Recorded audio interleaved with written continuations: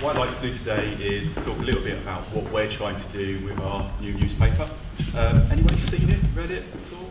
If you have, that's good. Yeah, we're still trying to get our name out there and build our reputation at the moment. So still very new. We're only 10 issues into it at the moment, so it's very interesting times. So about me, I've been a journalist for more than 20 years now. I know I look a bit young, but 10 of those have been more than 10 now, as editors around Cambridgeshire for various papers. So I was editor for the Hunter Post down the road for 9 years or so. I used to be deputy editor over at the Cambridge News, and now I'm associate editor at this new newspaper. So why a new newspaper? We wanted to offer something different. We wanted to offer something which provides a bit more in depth sometimes when it's needed, something that focuses more on the city and South Cambridgeshire, and something that really supports the community and tries to reflect what's happening out there as well.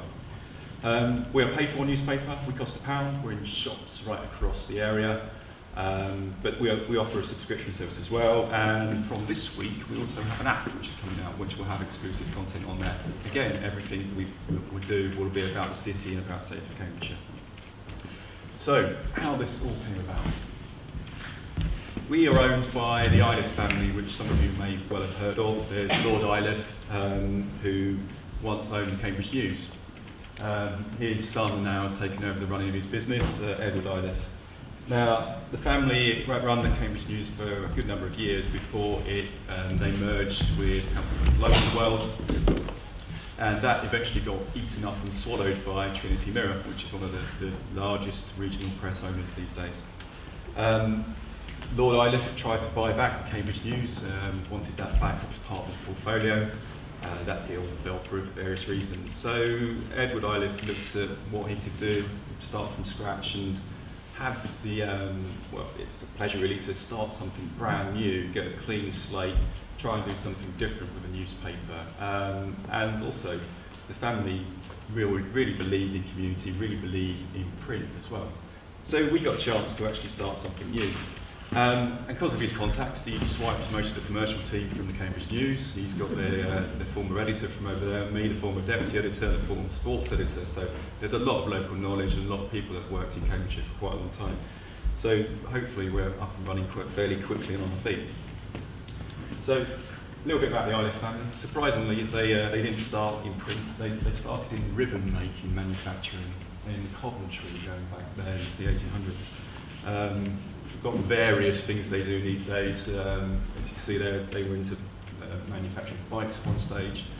These days, they own marinas around the world, and this time of year is very important for them because they also grow Christmas trees as well. So when you buy a Christmas tree, it may be well from one of these people.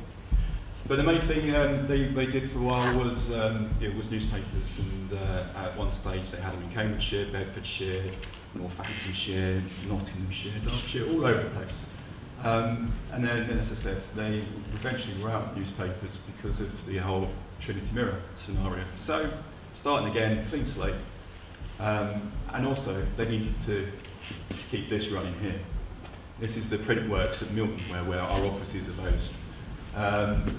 5 towers along there, newspapers whizzing around the building. We've got an interesting office. You take a few steps out of our office, and there's newspapers whizzing above your head, and you try and catch the headlines as they disappear. Soon we will be offering tours of this building as well, so if anyone's interested, look out in our newspaper for it and come and have a look. It's a fascinating building. If you've never been inside a printworks before, well worth a look. It's interesting. So as I said, clean slate. So what did we want to do when we started putting a new newspaper together? We wanted to get back to being more of a traditional newspaper, really, focusing on things what are our core values. So we want to be intelligent, relevant, high quality, trusted, useful, entertaining where it's needed. Community focus, that's a big one for us. Distinctive, engaging, interactive, positive, and campaigning as well. So what we've done at the moment, we've done 10 issues, working on issue number 11. 25,000 copies are going out there, a lot of them going through people's doors, so people get to see us, know what we are, and know that we're a bit different, know that we're trying to be a trusted brand, something which people can come to tell their stories to. So far the feedback's been good. you can disagree with that if you've seen it and you want to, but people have been impressed with it. People are glad that there's an alternative in the city and someone they can go to with different kinds of stories as well. We're interested in a lot of things. So this is the kind of thing we've been doing so far. On the reads, lots of in-depth stuff, supporting charities like Magcast there. We've done a lot of profiles on different people to try and raise their, obviously Arthur Rank as well up there. Again, profile piece, trying to show people what they're doing and about their move. We are, I can't guarantee this, but I think we possibly are the only weekly newspaper in this country that will run a spread on science each week. We've got 4 hacking journalists who used to work for the Nationals, all science experts, delving into various things that are happening in the city with the research, breaking it down and presenting it for our readers. And we cover that. We cover lots of areas: business, culture, education. One of the ones which I've already stressed is important for us is the community aspect. We really wanted to get back to the old-fashioned values of newspapers and covering things which are sort of the micro-news, stuff which happens in our villages, little organisations, which may be of interest to a small group of people, and making sure we cover those. It's also an area where we like to shout about the great things that have been happening, the volunteers that are doing really good service, the fundraising that's been going on. All of those things are extremely important to us, and we will find a place in the paper for those. Campaigns. As we said in our core value, one of our main things we want to focus on as well is supporting the community, supporting organisations and helping where we can. Even though we're only 10 weeks old, we're still babies. This is our first campaign launched earlier this month for Winter Comfort, a homeless charity in Cambridge. Winter comes up, their services are needed more and they need some extra funding to help cover the shortfall which is there. So £10,000 we're trying to raise for them, and already we're getting a few £1,000s in, so hopefully we'll hit that target. But it's also about raising the profile of the charity as well. As I said, really important for us. We're already talking to other organisations about campaigns we'll be running in the future. So each, we're talking to Addenbrook's Charity Trust, we're talking to as well. And it's not necessarily going to be about money, as I said, it's about raising profile, helping to talk about new projects, and helping to get more volunteers into these organisations as well, so they've got the support they need when they want to try and do something. I'm really passionate about this with our campaigns. When I was the editor of the Hunter Post, I launched various campaigns from improving road safety, where a young child got killed, right through to organising a 100-kilometre bike ride, raising funds for a charity. The best thing about organising something like that is that you don't have to ride it. So, talking about what content we want, we cover everything, as you see. We're education, business, sport, community. Everything goes into our newspaper. But one of the key things for us, and I think it's something which it comes over in what Natasha was saying there, was the main focus and the biggest stories we ever get, and the ones which people really want to read, are about other humans. All human interest stories out there. So whenever you're telling your story, again, it's putting it back to the basics for us, which is talking about human beings. Where possible, make them and part of them. I could give you plenty of examples of press releases we get sent through where it just lacks that. So just a basic example was if someone was raising money for a new community hall and they've got an event coming up, we get told about the event, and we get told when it is, where it is, and how much it costs to go in there, and what kind of thing they're doing there. What we don't get told is why this centre is needed, who's going to use it, who are the people that are driving it, why they're driving it forward. And there might be some really nice little stories to tell in there, but they're not being told. And that story goes from being a sort of 20 to 30 word nib in a newspaper, a newsy brief, little bits down the side of the newspaper, short stories, to being something a bit bigger. We can get a human interest story out there, someone who's driving that forward because of any particular reason. Then it becomes a bigger article, it becomes something which is more attention grabbing as well. One of the most remarkable stories I've ever worked on really was a cracking human interest story really, and a sad one at that. But we got a small piece of information through which it just told us that a charity had been given donations by a couple who chose to provide for a charity rather than take wedding gifts, which is nothing unusual these days. There's lots of people who do that. But the amount they raised seemed to be quite a lot, so we've had a reporter ring up and ask them a few questions about this couple. It turns out they were childhood sweethearts, both been married before, eventually got together again, got married. So it's a nice story building there, it's a bit more human interest. Then it turns out they were married in hospital because the woman was ill. And then it turns out she died just about 2 days later from that. So this turned into a remarkable story where even when this woman found her love, knew she was dying, she still wanted to support charities in her last few days. And so we turned this into a remarkable human interest story, which basically went in every national newspaper and national magazines. And so this charity story, which wasn't directly about the charity, but their name got seen by millions of people rather than the tens of thousands it would have had if it had just been a smaller story without the rest of the details in there. So it's looking for those exceptional details, looking for those things which are really going to make people stand up and think, well, I really want to know about that. We're happy to help charities publicise basically anything and also raise profiles as well. So just let us know what you need. We'll talk to you. Sometimes we might say no to something. Don't ever be put off. Come back to us with new ideas. We'll give you a reason. We're always open and honest about these things as well.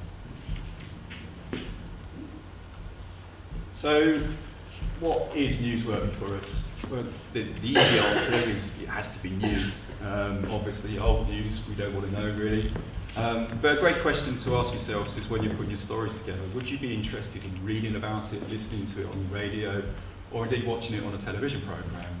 Would you like that? As I've already sort of said as well, is getting to look for the things in your storytelling about anything unusual or unexpected, and just asking yourself whether that would also be interesting to people outside of your charities as well. We get so many press releases, and lots of them are just not of interest to many people at all, if anyone. I mean, example in the last few days was one which we came through, which said, new research by Meko Binga has shown that young people in East Anglia are increasingly shunning cash in preference for contactless cards. Anyone really interested in reading about that? I don't think so. And Christmas is coming, and the agricultural industry is anticipating some gifts under the tree. See, these are things which people are putting out with just the hope that they might be interested, rather than asking themselves whether it is interesting. So, I think it's always good to be objective when you're thinking about your stories and to do the journalist test. The one I was taught when I was at journalism school was whether you would tell a stranger on a bus the story you've got to tell. Now, I went to journalism school in Stockport in South London, and no one talks to anyone on buses, so we never got to try that out. But a nice one to try is just to think about, if you were sitting down at the pub with your friends, having a few pints, would you bring it up in conversation? Would the people be interested? Would it be a bit of conversation on your evening out? The answer is yes, then you've got a story to tell. The other thing you could do, if in doubt about any stories, you ask a journalist, ring them up, email them, ask them if they're interested in your story. It's the clearest way to get an indication whether you're going to get a story published or not. So, when it comes to writing, simplicity, we've already been talking about that. Don't try and be clever, don't try and write award-winning headlines, just tell your story as simply as you can.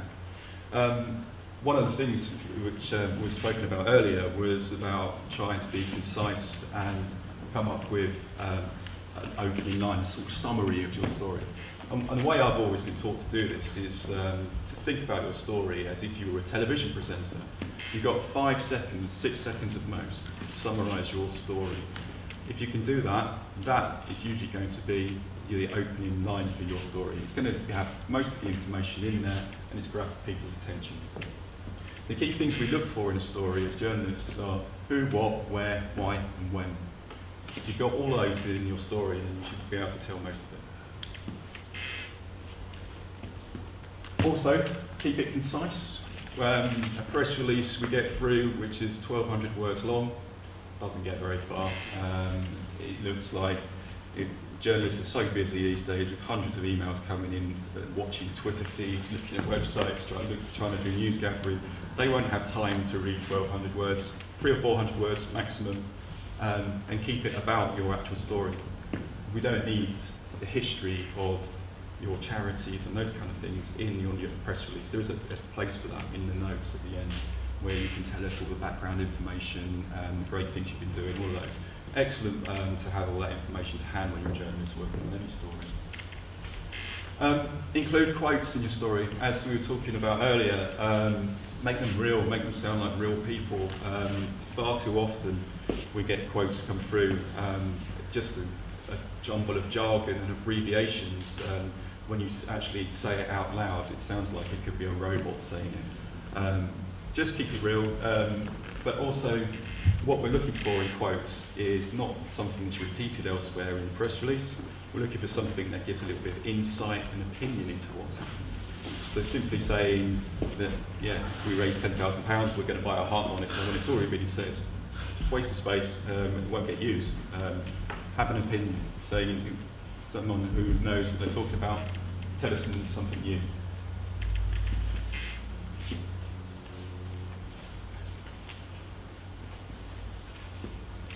The other thing we were talking about earlier as well is names. Far too often we get sent through lots of different information without people's full names, Christian names, surnames. We do understand if people need to be anonymous. Tell us why. We're happy with that. We work with that. We understand. We're all legally trained, so we understand where you're coming from when this happens as well. So please just tell us any reason why we can't have names. We're happy to go with that. Once you've got your press release ready, you want to tell your story, you've sent it out, be available. It's far too often when we get sent things, we'll try and ring up, try and talk to somebody about it, get some more information, try and arrange a picture, try and get someone to maybe write an opinion piece for us, those kind of things. And they're not around, so no one's there. It's sometimes really useful just on the end of a press release to have a specific time to say when you will be available. And that could be for being interviewed by the radio, could be going into the studio, being available for a photograph, just being by the phone to pick it up and tell people the information they need. If you're not available, the information's not there, the story's not complete in a journalist's eyes, again, it just won't get used. They don't want to put something out which they feel it isn't complete. So, as we were talking about earlier, the keeping your press release about your actual story you want to tell is essential. All the other things we do want to know about. Notes, editor's notes at the end of a press release are extremely helpful. You get lots of things in there, anything you want to tell us which you think is important, which can help embellish the story when a journalist comes to write it, or background information they may not know about. Brilliant to have it all in there. Once you're ready to send this out, it's also really good to think about where you're actually sending it to as well. Because one side doesn't fit all. The kind of thing you could send us as a local newspaper won't be the same kind of thing you're going to send to a national newspaper, and won't be the same thing you're going to try and to interest a radio station or a television station with. So just have that in mind when you're putting it together as well and you're about to send those out. And we already talked about pictures, photographs. Now, photographs, including a decent quality photograph with your story, will increase your chances massively of getting some column inches. There's no doubt about it. It grabs your attention. And these days, there are many newspaper groups that simply don't employ professional photographers anymore. They rely on people sending them photographs. They rely on freelancers. They rely on their journalists going out taking poor quality pictures with smartphones. This was a nice little story. We said it's a simple fundraising story at school. Nice cakes, no faces, no human beings in it, so it won't get used. If you've got some smiley kids in there holding up cakes, looking happy, far more chance of it being used. So the quality of the photograph is always, it's key, and having people in it. Essentially, most newspapers these days, they won't use anything which doesn't have human beings in it. The other thing as well is check presentations. Lots of organisations don't use check presentations. They have the feeling that they all look the same, photographs are indistinguishable from one from the other. We don't take that view. Happy to publish a check presentation picture. from my point of view, I see that as being the objective presentation is the final end to a lot of hard work, and it's also public recognition for all the people that have been involved in that, all the people that have donated, and they can see that the money's going to a charity, and we can tell them how their money's going to be used. So for us, one objective presentation represents a whole lot of work involved with potentially hundreds of people who have donated, so we still do that.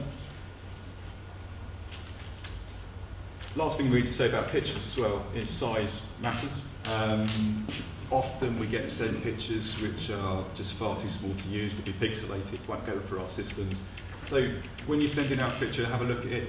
JPEG format, 2 to 3 megabytes in size, everyone's happy. Send them a 20 megabyte file and the system's clogged up, they can't do any work. I'm not happy at all. But yeah, just think about that when you're doing it. But captions as well, names, really important for us, names all the time. I realise I have to rush through this, but yeah, if in doubt, really the key message from us is just talk to us, ring up, email us, tweet us, so many ways to get in contact with us nowadays. Just let us know what story you're trying to tell. We will tell you whether it fits into what we're trying to do, trying to support different people. We'll be completely honest. Where we can help, we will. We might not be able to help straight away, immediately, but we'll let you know. We're always willing to hear about people's stories. It's our livelihood is dealing with stories, and you've got so many to tell, and we want to hear them as well.